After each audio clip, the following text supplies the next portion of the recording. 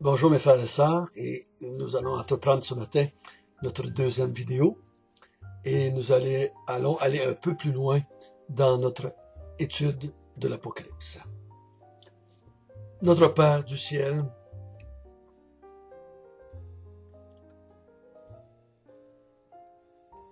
il est merveilleux que tu t'es révélé et nous en sommes reconnaissants. L'homme n'aurait pas pu inventer un tel Dieu. L'homme n'aurait pas pu imaginer un tel Dieu, concevoir un tel Dieu.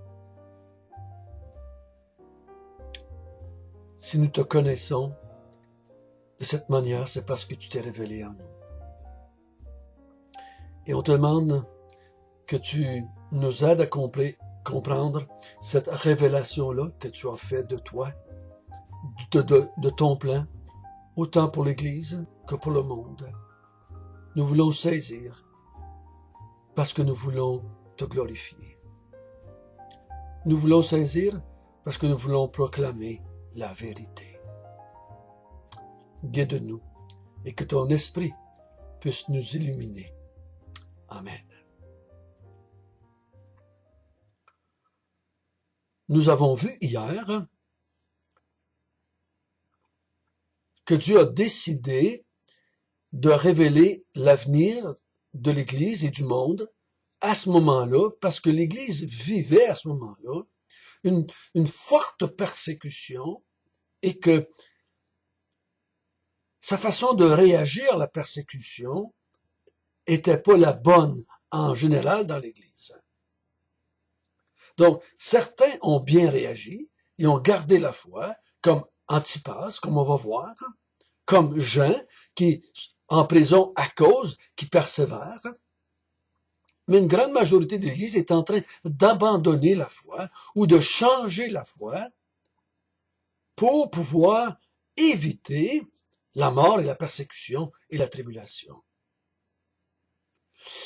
Et ces vérités qu'on va apprendre vont être nécessaires pour l'Église dans tous les siècles jusqu'à aujourd'hui. L'Église n'abandonnera pas toujours à cause des persécutions. Des fois, elle peut abandonner la foi à cause du matérialisme. Mais c'est les mêmes principes qui vont nous diriger, qui vont nous être utiles pour marcher jusqu'à la fin dans la foi. Parce que Jésus a dit, si tu ne persévères pas à la fin, jusqu'à la fin, tu ne seras pas sauvé. Lui, il a dit d'une façon positive. Celui qui persévère jusqu'à la fin sera sauvé. Et les épîtres et le Nouveau Testament est rempli de ces déclarations. Si qui que ce soit, après n'importe quelle longueur de temps, renie la foi pour une raison quelconque, qu'il renie l'Évangile et Christ, il est perdu. Pierre le dit, Paul le dit, l'Épître aux Hébreux le dit, l'Apocalypse le dit, Jésus le dit. Les apôtres, en général, vont le dire, si on abandonne la foi, on est perdu. C'est ce que nous allons continuer à regarder ce matin.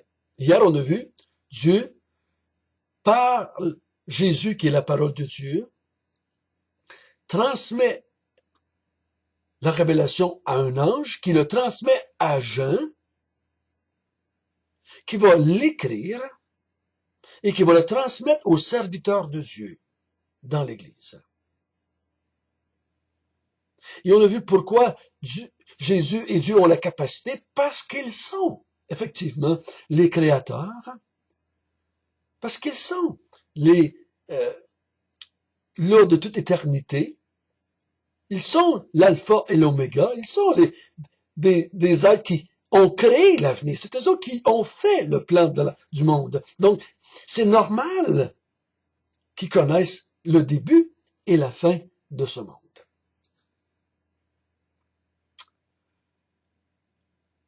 nous allons lire à partir du verset 9. Parce que Jean va recevoir la révélation et on va voir le moment où il va recevoir la révélation. Une partie. En tout cas, la première vision qu'il a, c'est à partir du verset 9 du chapitre 1.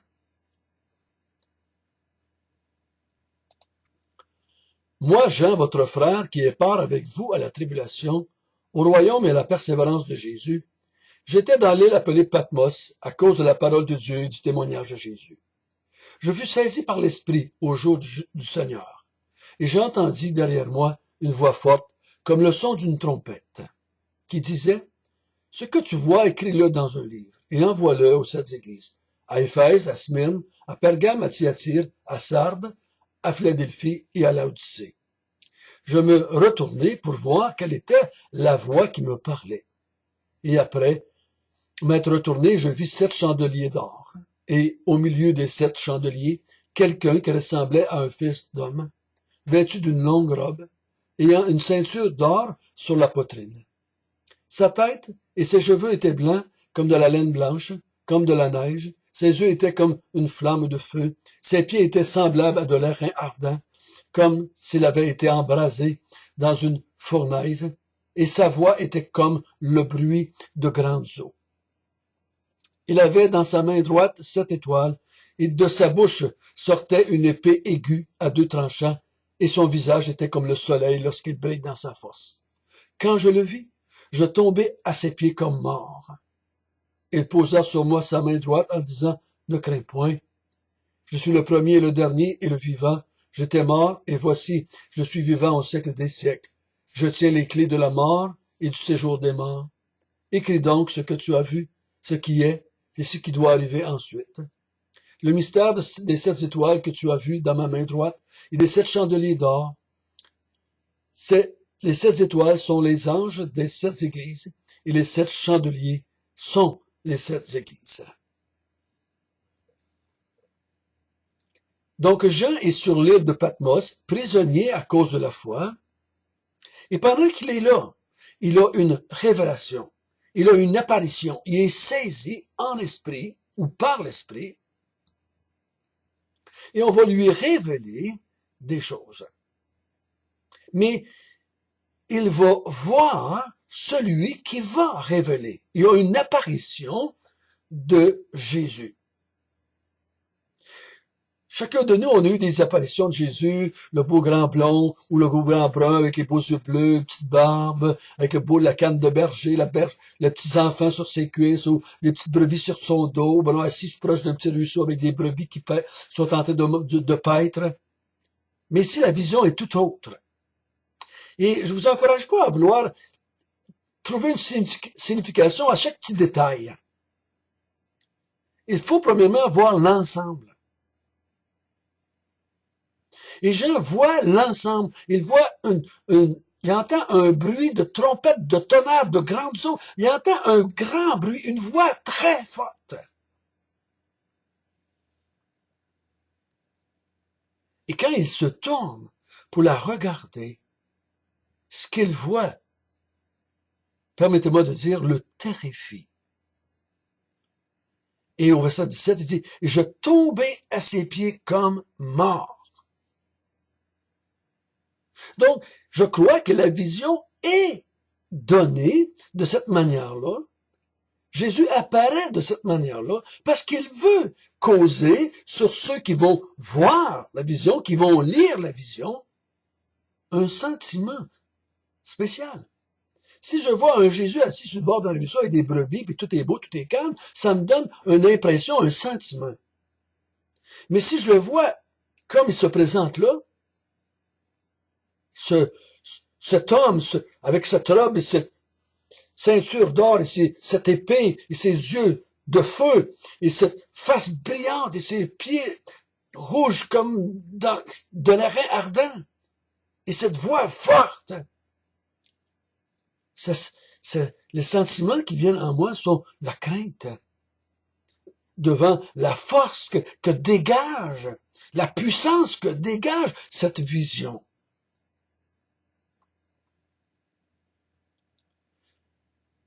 Et on va voir quand il va écrire aux 7 églises, il va revenir quasiment à chaque église à une petite partie de cette vision-là. Comme des fois, il va se présenter à une église, je suis celui qui a une épée qui sort de sa bouche. Donc, il veut que les 7 églises qu'il nomme ici voient cette vision-là. Que ces 7 églises sachent que ces 7 hommes-là, ce Jésus-là, qui s'est présenté non pas sur une croix, non pas dans un berceau, non pas à la sortie du tombeau, non pas le Jésus qui se lève dans les airs pour s'en aller dans le ciel, mais ce Jésus qui, Jean, quand il le perçoit, il tombe devant lui comme mort. Mais en même temps, il dit à Jean, en mettant sa main sur lui, ne crains point. Et il va le dire à plusieurs reprises dans l'Apocalypse. Parce que Jean, ce qu'il va voir, ce qu'il va entendre, va l'emmener à avoir peur, à avoir crainte, à être terrifié. C'est pas la seule fois qu'il va tomber comme mort dans l'Apocalypse. Tellement ce qu'il voit est terrifiant. Mais à chaque fois, soit par la bouche des anges ou par Jésus lui-même, il va dire, ne crains pas. Ne crains pas. Pourquoi est-ce qu'il dit à Jean de ne pas craindre devant le spectacle qu'il voit? Parce que Jean a gardé la foi. Jean est en prison à cause du témoignage de Jésus, comme il dit au verset 9. À cause de la parole de Dieu. Il dit témoignage en Jésus. Il a persévéré au point d'accepter la prison et même la mort, s'il le faut. Donc, dis-toi, ne crains pas quand il lit l'Apocalypse. Frères et sœurs, si vous êtes des croyants, si vous marchez dans la foi, si vous gardez la foi, si vous gardez la foi en celui qui vous a sauvé, qui vous a racheté par son sang, nous n'avons pas à craindre en lisant l'Apocalypse, même si c'est terrifiant. Même si c'est terrifiant. Ne crains point. Ne crains point. Devant ce que tu vois. Et il dit à Jean, ce que tu vas voir, ce que tu vas entendre, je veux que tu l'écrives dans un livre. Écris-le. Écris-le. Et ça a été écrit dans un livre. Et ça va être envoyé aux 7 églises. Donc, il faut saisir, frères et sœurs, que une bonne partie de la première génération, ou presque toute la première génération de chrétiens, n'a jamais lu l'Apocalypse. Oh, il y avait une petite idée de ce qui s'en venait à travers ce que Jésus avait dit dans l'Apocalypse, ce que les autres apôtres dans les autres écrits avaient dit, mais jamais ils n'avaient eu une révélation aussi complète de l'avenir de l'Église et du monde. Oh, on pouvait avoir certaines idées en lisant Daniel, Ézéchiel dans l'Ancien Testament. Mais dans le Nouveau Testament, c'est la révélation la plus complète face à l'avenir.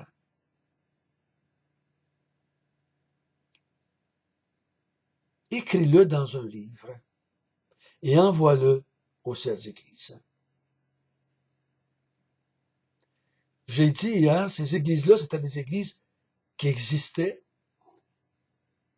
Comme on pourrait dire aujourd'hui l'église de Victoriaville, l'église de Denville, l'église de Montréal, l'église de Sherbrooke, l'église de Québec. C'était 7 églises qui existaient et qui étaient en chair et en os avec des chrétiens comme vous et moi qui étaient là.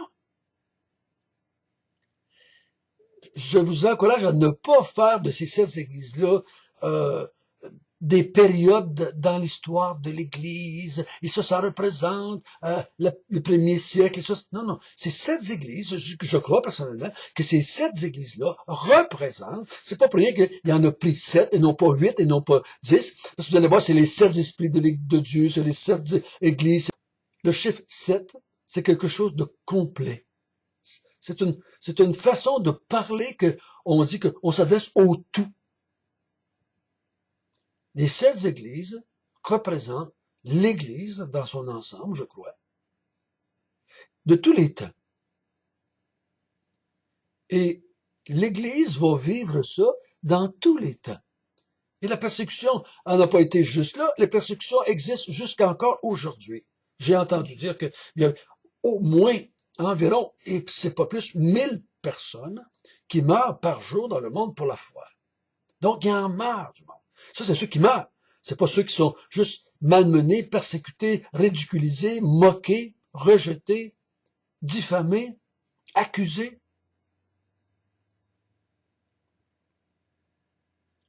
Et on va voir que c'est ces églises-là, pourquoi ils vont recevoir l'Apocalypse. Ils s'adressent, dans cette vision, ils voient Jésus avec, dans une main, des étoiles qui représentent les anges. Ça représente ceux qui vont recevoir la lettre de l'apôtre Jean. C'est pour ça que des fois, il va s'adresser à l'ange de l'église d'Éphèse, à l'ange de l'église de Smyrne. Donc, il dit que ça représente 7 anges des églises. Les chandeliers représentent les églises. Et Jésus est au milieu de ces 7 chandeliers-là. Il prend soin de ces églises-là et il connaît. Vous allez voir que le fait qu'il est au milieu des 7 églises, il en prend soin, mais il connaît. Il va dire aux 7 églises, je sais, je connais, je sais, je connais. Mais en même temps, ça représente qu'il y a l'autorité dans l'église. C'est lui le maître de ces églises-là. C'est lui la tête de ces églises-là. C'est lui le cœur de ces églises-là. Il veut s'adresser à ces 7 églises-là. Il veut, pour certains, les pousser à la repentance et pour d'autres, les encourager à persévérer dans ce qu'ils ont reçu de la part de Dieu. Ce n'est pas pour rien, frères et sœurs, que c'est cette vision-là que Jésus a donnée à Jean. J'ai vu plein de peintures et de dessins de Jésus. Dans la crèche, en tant que berger, sur la croix, sortant du tombeau. J'ai vu toutes sortes de dessins. Je me souviens pas d'avoir vu un dessin de cette vision-là. Je me souviens pas. Je l'ai vu Jésus avec une couronne, avec un lion, sur un trône. J'ai vu tout ça. Mais j'ai jamais vu personne qui a pensé, osé, essayer de dessiner ce personnage-là que Jean voit.